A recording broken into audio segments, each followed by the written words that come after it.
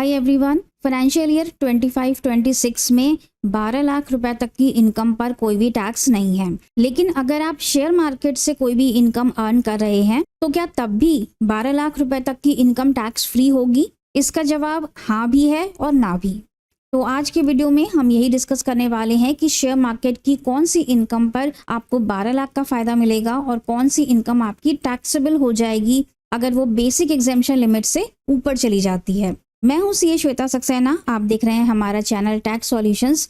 ITR filing के लिए अगर आप हमारी पेड सर्विसेज चाहते हैं तो हमें व्हाट्सएप नंबर पर कांटेक्ट कर सकते हैं। तो चलिए स्टार्ट करते हैं आज का वीडियो। तो शेयर मार्केट से हमें 5 तरह से इनकम होती है। एक होता है हमारा शॉर्ट टर्म कैपिटल गेन।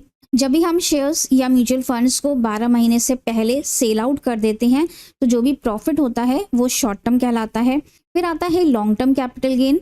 अगर 12 महीने तक हम अपने शेयर्स या म्यूचुअल फंड्स को होल्ड करके रखते हैं और जो भी प्रॉफिट होता है उसको लॉन्ग टर्म बोलते हैं।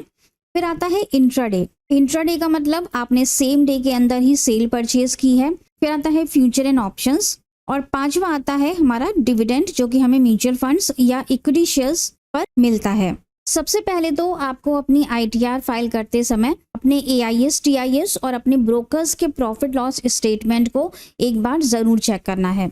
एआईएस, टीआईएस में आपके छोटे से छोटे शेयर मार्केट के ट्रांजैक्शंस भी रिफ्लेक्ट हो जाते हैं।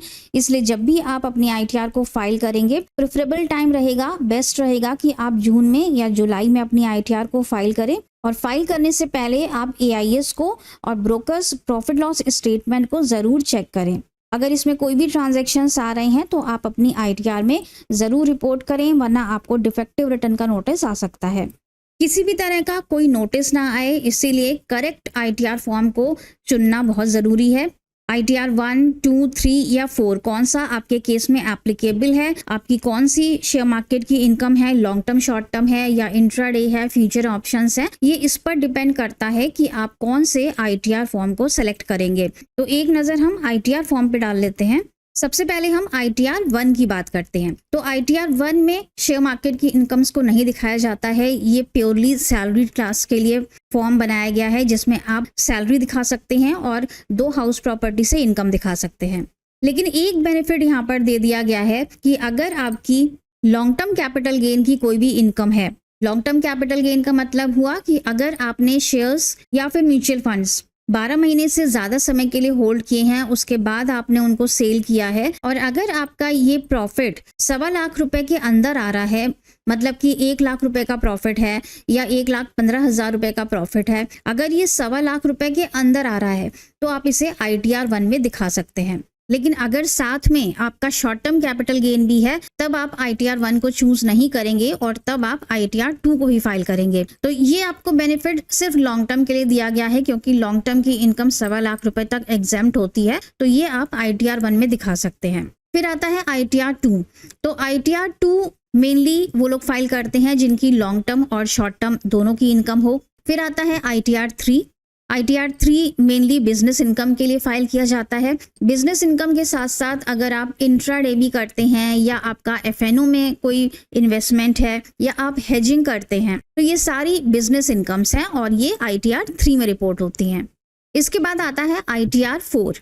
आईटीआर 4 भी बिजनेस इनकम के लिए ही यूज होता है, लेकिन इसमें आप प्रिजम्पटिव बेसिस पर अपनी आईटीआर को फाइल करते हैं। प्रिजम्पटिव बेसिस मतलब आप एक परसेंटेज अज्यूम कर लेते हैं कि आपके टर्नओवर का इतना % आपको प्रॉफिट दिखाना है और ये जो % है ये 6% से कम नहीं होना चाहिए। आप अपने टर्नओवर के 6% से ज़्यादा का कितना भी प्रॉफिट डिक्लेयर कर सकते हैं और आईटीआर 4 को फाइल कर सकते हैं। लेकिन अगर आपने 6% से कम दिखाया तो फिर आपको चार्टर्ड अकाउंटेंट से टैक्स ऑडिट करवानी पड़ेगी।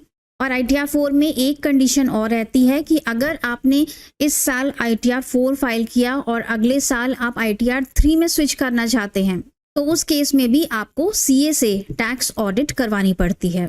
अब हम अपने मेन टॉपिक पर आते हैं कि शेयर मार्केट की कौन सी इनकम 12 लाख की लिमिट के अंदर आती है और कौन सी इनकम पर हमें टैक्स देना पड़ जाएगा अगर हमारी इनकम बेसिक एग्जेम्पशन लिमिट को क्रॉस कर रही है। बेसिक एग्जेम्पशन लिमिट मतलब अगर आप न्यू टैक्स रिजीम में फाइल करेंगे तो बेसिक एग्जेम्पशन लिमिट 4 लाख रुपए है, और अगर आप ओल्ड टैक्स रिजीम में फाइल करते हैं तो बेसिक एग्जेम्पशन लिमिट हमारी 2.5 लाख की होती है। सबसे पहले हम डिविडेंड इनकम की बात करते हैं। इक्विटी शेयर्स या इक्विटी म्यूचुअल फंड्स पर आपको कोई भी डिविडेंड रिसीव हो रहा है तो उसे हम डिस्क्लोज करते हैं इनकम फ्रॉम अदर सोर्सेज में, और इस पर टैक्स लगता है स्लैब रेट्स के हिसाब से। इसका मतलब कि जिस भी ब्रैकेट में आप आते हैं 10%, 20%, 30%, उस हिसाब से आपकी डिविडेंड इनकम के ऊपर टैक्स लगता है। और डिविडेंड इनकम पर आप 12 लाख की लिमिट का फ़ायदा ले सकते हैं। अगर आपकी डिविडेंड इनकम 12 लाख रुपए के अंदर आ रही है तो पूरी आपकी इनकम टैक्स फ्री हो जाएगी। लेकिन अगर आपको बहुत ज़्यादा डिविडेंड रिसीव होता है, अगर आपकी इनकम 12 लाख रुपए से क्रॉस हो रही है तो फिर आपको स्लैब रेट के हिसाब से ही टैक्स देना होगा। इसके बाद आता है short term capital gain. Short term capital gain का मतलब है कि आपने शेयर्स को within 12 months sold out कर दिया। शॉर्ट टर्म कैपिटल गेन पर हमें बेनिफिट मिलता है सिर्फ 4 लाख रुपए तक। अगर आपका short term capital gain 4 lakh रुपए के अंदर आता है और आपकी कोई भी अदर इनकम नहीं है तो आपके शॉर्ट टर्म कैपिटल गेन पर कोई भी टैक्स नहीं बनेगा। मतलब शॉर्ट टर्म कैपिटल गेन पर हमें सिर्फ इतना ही फायदा मिलता है। अगर ये 4 लाख को क्रॉस कर जाएगा तो इस पर टैक्स लगने लगेगा। और टैक्स कितना लगता है शॉर्ट टर्म कैपिटल गेन पर? शॉर्ट टर्म कैपिटल गेन आपके स्लैब रेट पर टैक्सेबल नहीं होता है। अगर ये 4 लाख रुपए को क्रॉस कर रहा है तो short term capital gain taxable है एट द रेट ऑफ 20%। इसके बाद आता है लॉन्ग टर्म कैपिटल गेन।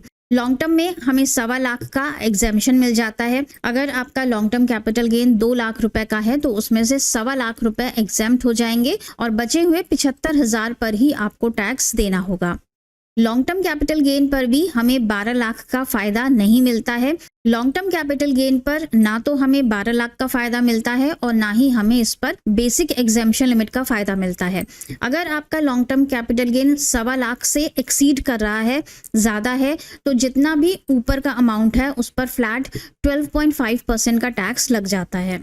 तो जैसे हमने शॉर्ट टर्म में देखा कि वो बेसिक एग्जेम्पशन लिमिट में एडजस्ट हो जाता है, लेकिन लॉन्ग टर्म में हमें ना तो 4 लाख का फायदा मिलता है और ना ही 12 लाख का। इसमें हमें सिर्फ 1.25 लाख का फायदा मिलता है और जितना भी ऊपर का अमाउंट है उस पर फ्लैट 12.5% का रेट लग जाता है।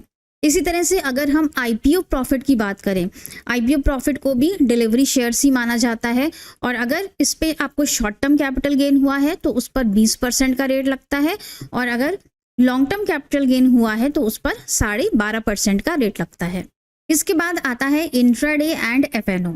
इंट्राडे हमारी बिजनेस इनकम है, ITR 3 में हम इसको रिपोर्ट करते हैं और इंट्राडे पर हमें 12 लाख का फायदा मिलता है। अगर आपकी इंट्राडे से कोई भी इनकम हो रही है या एफएनओ से कोई भी प्रॉफिट है आपका और वो 12 लाख रुपए के अंदर आता है तो पूरा टैक्स फ्री हो जाएगा और आपको उस पर कोई भी टैक्स नहीं देना पड़ेगा। लेकिन अगर इनकम 12 लाख को एक्सीड करती है तो फिर स्लैब रेट्स अप्लाई हो जाते हैं। तो दोस्तों ये थी हमारी 5 तरह की शेयर मार्केट की इनकम्स। शॉर्ट टर्म पर सिर्फ 4 लाख का फायदा है, लॉन्ग टर्म पर सिर्फ 1.25 लाख का फायदा है, डिविडेंड में हम 12 लाख तक फायदा ले सकते हैं। इंट्राडे और एफएनओ ये हमारी बिजनेस इनकम्स हैं और इसमें हमें 12 लाख का फायदा मिल जाता है। आई होप ये वीडियो आपके लिए काफ़ी यूजफुल रहा होगा और ऐसे ही इंफॉर्मेटिव वीडियोस के लिए हमारे चैनल को सब्सक्राइब करना मत भूलिएगा। मिलेंगे नेक्स्ट वीडियो में। Till then stay safe and healthy. Bye bye.